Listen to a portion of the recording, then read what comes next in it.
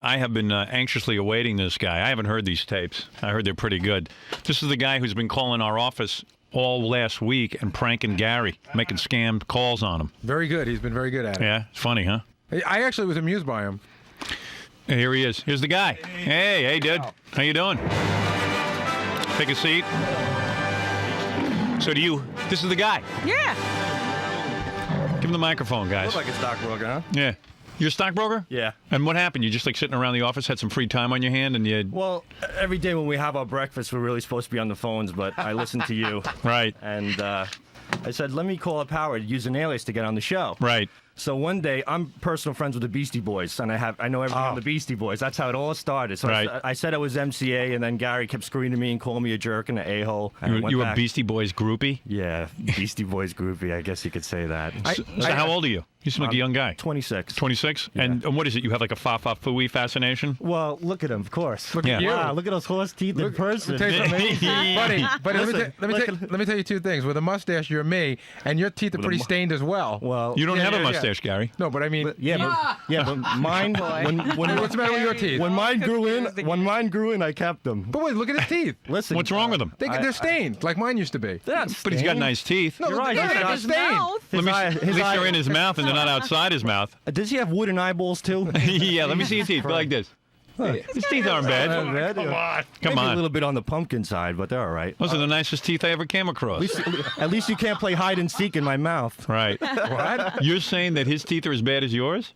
Yeah. No way, his are inside his Gary, mouth. You have a strange view of your Gary. Yeah. More color-wise. Gary, you should be looking at him from where I'm looking at him. There's no way that your teeth and his teeth look similar. I could put an African tribe under those teeth. Yeah. So what happened? You started making some phony phone calls and you taped So them what all? happened was this. Gary Berman was like, listen, I don't think I want the Beastie Boys on the Howard Stern show. I'm like, what? Because I'm a big No, Beastie Boy. I said to the guy, listen, even if you were the guy from the Beastie Boys, which I'm sitting here arguing with this guy for 10 minutes. Yeah, right. I'm saying even if you were the Falling for Beastie it. Boys, Yeah. who knows if we'd even want you on? Because, it's just one of the guys. Right. Yeah, one other guy. Number No, one. it's one of the So I guys say from to the him- Beastie Boys. So I say to Gary, they have the #1 album out. Have you heard? And Gary's like, yeah, really? What? And I'm like, ill communication. I go, you have your head shoved so far up your butt, you don't even know if you're coming or going. That's when he hung up on me. Right. You know what's so funny? I just did it to get through to you, of course. You know, Right. any way to get through to you. I said, let me use the Beastie Boys because, and Gary says to me, you know what? That was pretty smart because you used a low-key guy. All right, let me hear your work, okay? So this is Okay, you play it. calling... So this what's the is- first one? What's So this is me getting back to Gary. I'm like, you know what? Now I'm going to set him up and I'm going to just burn him. Okay. Who are you being on this call? This phone call, I am a fake name named Steve Ryan from the New York Post. Okay. All right. All right. Here is our man. This is Sal Governale. Gary, please. Who's calling? Jim Stevens. What's this a reference to, Jim? From the New York Post. Hi, Gary. How you doing? Good. What can I do for you? I just wanted a quick quote from you. What would you consider the 3 essential characteristics that make up good radio? Yeah, you know what? I can't really get into this right now because we're on the air. Try calling me back after the show. Okay. Who should I ask for? Ask for Gary. You know what? Let me give you my extension here. Okay. Just when you ask for me, Yeah. just tell the secretary that you're a horse-toothed jackass. Oh, man. Now, what's your second call?